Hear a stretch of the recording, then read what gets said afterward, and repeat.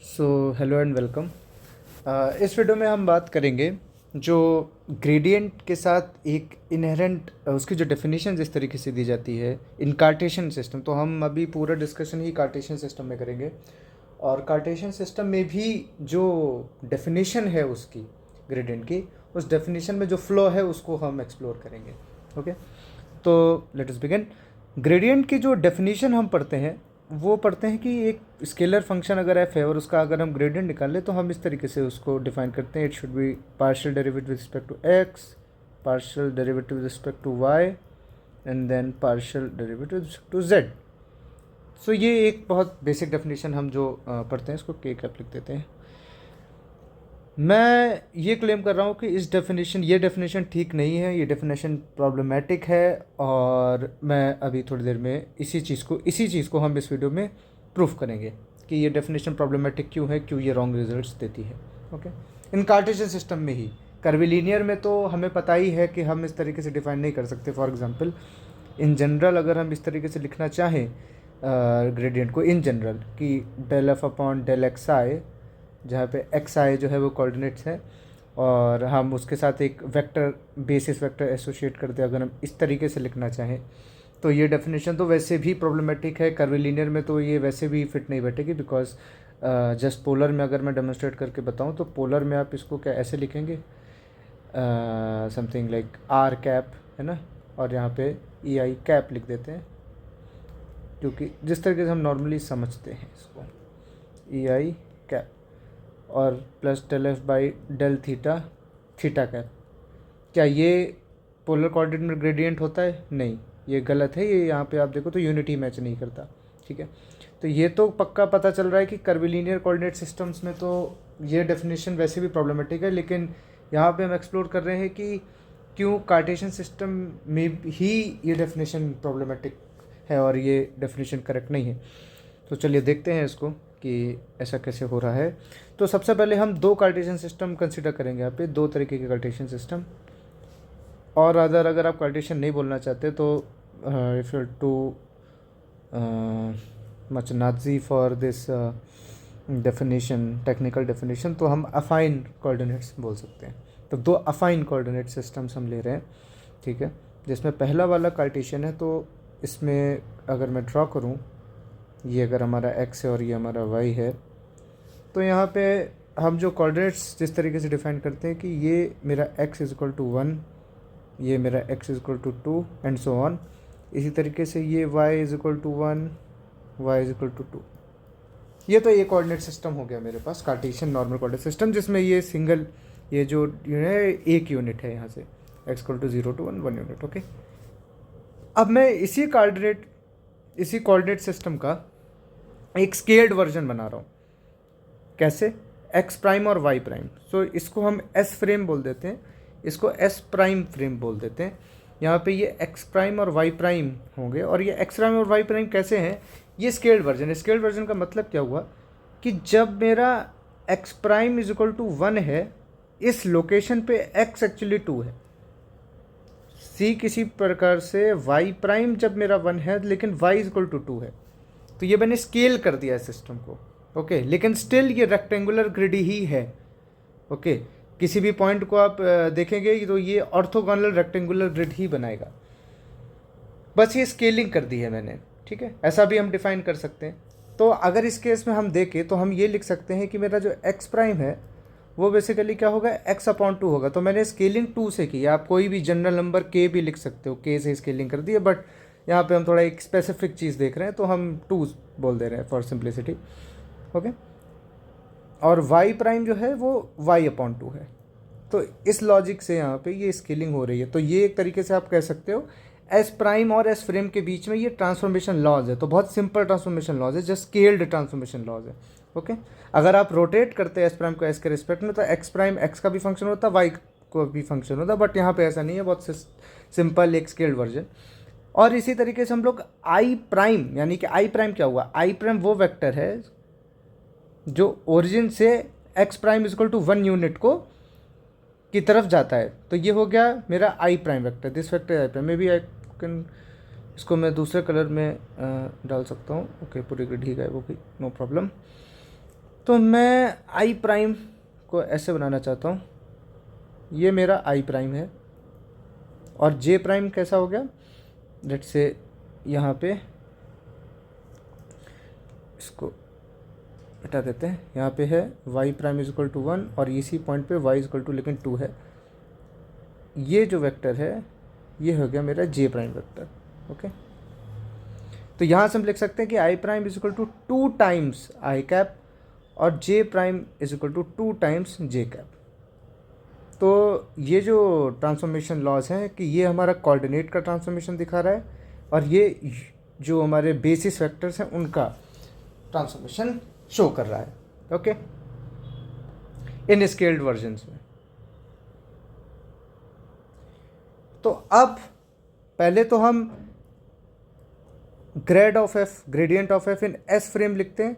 तो वो सिंपल, अगर हम वही डेफिनेशन पकड़ के चले जो हम जानते हैं या जिसको हम सच मानते हैं, तो वो तो हम ऐसे लिख देंगे। और लेटर से हम 2 डायमेंशन में काम कर रहे हैं तो ये z वाला हटा देते हैं फॉर सिंप्लिसिटी। ओके, और gradient in S prime frame अगर हम देखें तो कैसे लिखेंगे, हर x को x प्राइम से रिप्लेस करना पड़ेगा, i को i प्राइम से, क्योंकि जब हम s प्राइम फ्रेम में काम कर रहे हैं तो हमें यूनिट वेक्टर और कोऑर्डिनेट दोनों प्राइम फ्रेम के यूज़ करने पड़ेंगे। सिंपल है।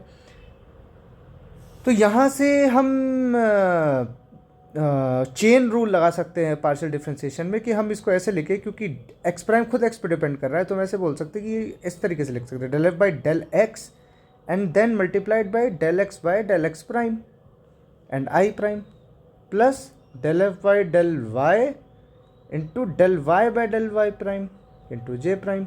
ठीक है, यहाँ से हम ये देख सकते हैं कि del F by del X हो गया, बट हमें पता है कि del X by del X prime क्या है। तो यहाँ पे अगर हम इस रिलेशन को देखें तो del X by del X prime हो जाएगा 2।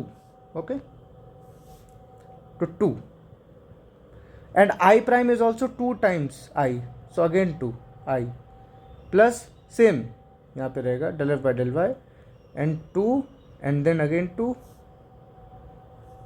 J cap. तो यहाँ से हम ये देख सकते हैं कि डेल एफ यानी कि जो gradient in S prime frame is equal to 4 times gradient in S frame. ये हम यहाँ से डराइव कर पाए, ये हमारा कंक्लूजन है। अब ये सोचिए कि ऐसा कैसे हो सकता है, क्या ये सही है? क्या ग्रेडियंट एस प्राइम फ्रेम जो कि एक स्केल्ड वर्जन है वहाँ पे 4 टाइम्स बड़ा है, तो इस हिसाब से तो हम यहाँ पे 4 टाइम्स आ रहा है बिकॉज हमने के स्केलिंग ली है। तो in general if we take let's say K scaling, तो फिर तो हमारा del F S prime frame 2k times del F S होगा। क्या ये रिजल्ट ठीक है? एक क्वेश्चन मार्क है, क्या रिजल्ट ठीक है? तो अगर आप सोच के देखें, ग्रेडियंट एक ज्योमेट्रिकल क्वांटिटी है। ग्रेडियंट इस बात पे डिपेंड नहीं करनी चाहिए कि आपने कौन सा कोऑर्डिनेट सिस्टम यूज़ किया, आप स्केलिंग कर रहे हैं या फिर आप स्केलिंग नहीं कर रहे हैं, उस पर डिपेंड ही नहीं करना चाहिए। या ना इस बात पे डिपेंड करना चाहिए कि आप पोलर कोऑर्डिनेट सिस्टम ले रहे हैं या फिर आप स्फेरिकल कोऑर्डिनेट सिस्टम ले रहे हैं या फिर आप सिलेंड्रिकल कोऑर्डिनेट सिस्टम ले रहे हैं या आप ऑर्थोगोनल सिस्टम या फिर आप कुछ ऐसा सिस्टम ले रहे हैं जहाँ पे एक्सिस कुछ एंगल बना रही है थीटा, नॉन ऑर्थोगोनल, राइट, और स्केल्ड और व्हाटएवर क्रेजी कोऑर्डिनेट सिस्टम्स आप ले रहे हैं। Gradient should not depend on whatever coordinate system you are working on because gradient is a geometrical quantity. तो ये हम समझ रहे हैं कि del F S prime should be equal to del F S geometrically from geometrical argument from our intuition. So that means कि हमारा जो डेफिनेशन है वो गलत है, जो हम डेफिनेशन दे रहे हैं it is wrong for the gradient del F by del X I cap del F by del Y J cap del by del Z K cap, it's wrong definition. So what is the correct definition?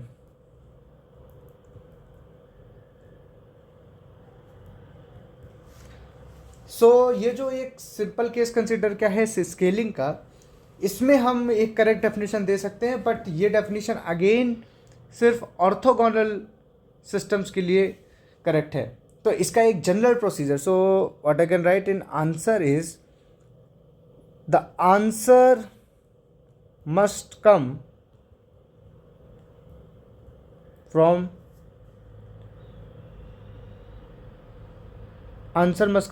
tensor, or rather you can say that answer must come from tensor objects. Tensor object. क्यों tensor object यहाँ पे ज़रूरी है? Because tensor एक ऐसी चीज़ है जो एक पर्टिकुलर तरीके से ट्रांसफॉर्म होती है. Okay, and tensor if we use, so answer में हम टेंसर ऑब्जेक्ट मैंने लिखा है, और इन जनरल में लिख सकता हूँ कि it should B, what should be, gradient should be. So gradient should be a multiplication of covariant and contravariant tensor.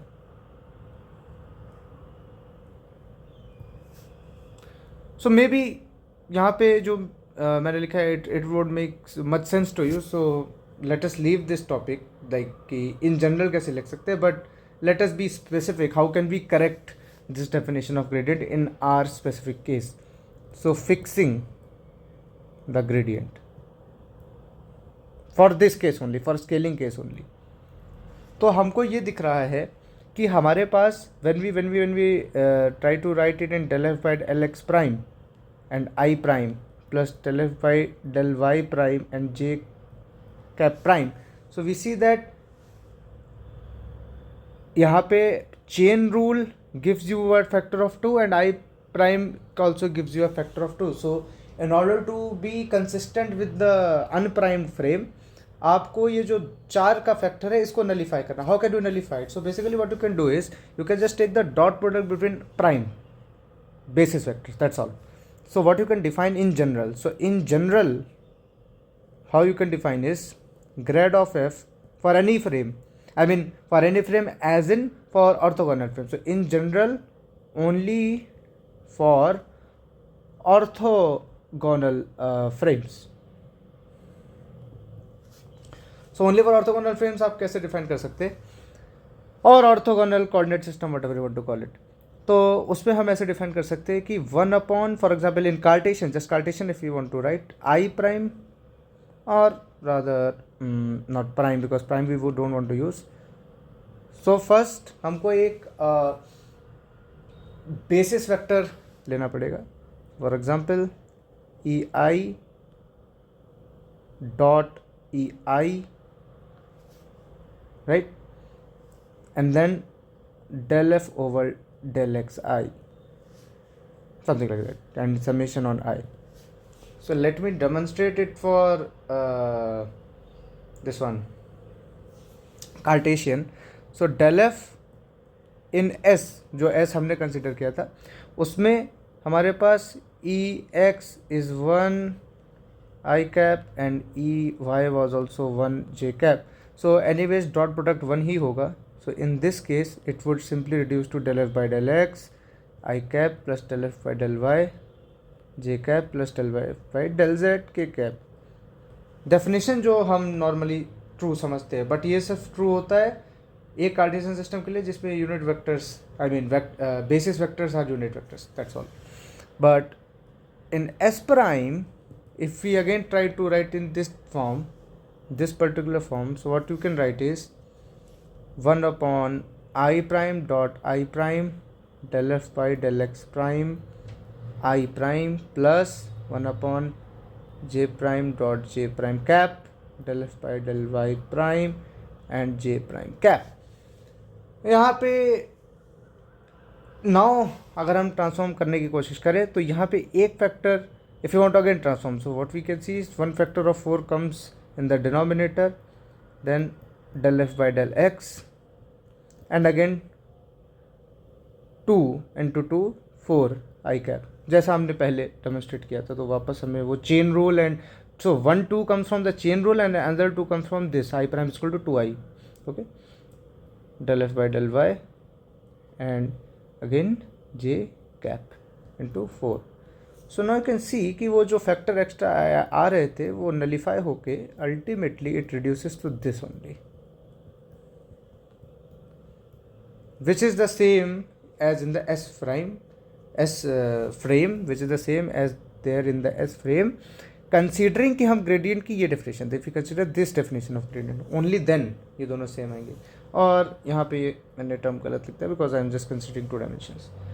So from the above definition we see that gradient of f in s is equal to gradient of f in s prime.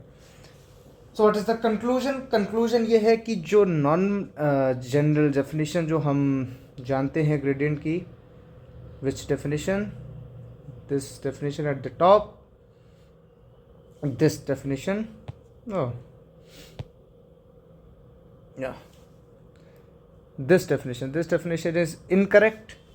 We need to correct this definition such that कि वो geometrically invariant रहे। और जैसा कि मैंने बोला geometrical invariant quantity बनानी है तो वो कंट्रावेरिएंट और कोवेरिएंट टेंसर का मल्टीप्लिकेशन होना पड़ेगा। There should be a contraction between contravariant और covariant tensor, okay, only then you can form a geometrically invariant और other frame invariant quantity. So frame invariant is geometrical quantity, synonym है वो। यहाँ पे हमने एक कोशिश की है टेंसर अलजेब्रा की फॉर्म में नहीं, रादर एक more of a hit and trial type of हमारा सोल्यूशन हमने यहाँ पे कंसीडर किया कि हमने EI डॉट EI इसलिए डाला क्योंकि स्केलिंग में एटलीस्ट जहाँ पे हम स्केलिंग कर रहे हैं वहाँ पे ये इफेक्ट नलीफाई हो पाए। But in general this definition won't work, so even this is wrong, you can write it, even this is wrong for the most general coordinate system. In which coordinate system? So this definition won't work in a coordinate system like this, where these x and y are not orthogonal. So we can say I cap dot j cap in this case is not equal to 0, okay, क्योंकि यहाँ पे वो दोनों perpendicular नहीं है, rather they are equal to cos of theta, where theta is the angle in between these axes. So in this case जो definition हमने ऊपर दी है that would also not work. So we have to really define it in the tensor language. So hence we conclude. What is the conclusion? The conclusion is tensor formulation is inevitable or unavoidable if we want to express geometrical quantities using coordinate systems.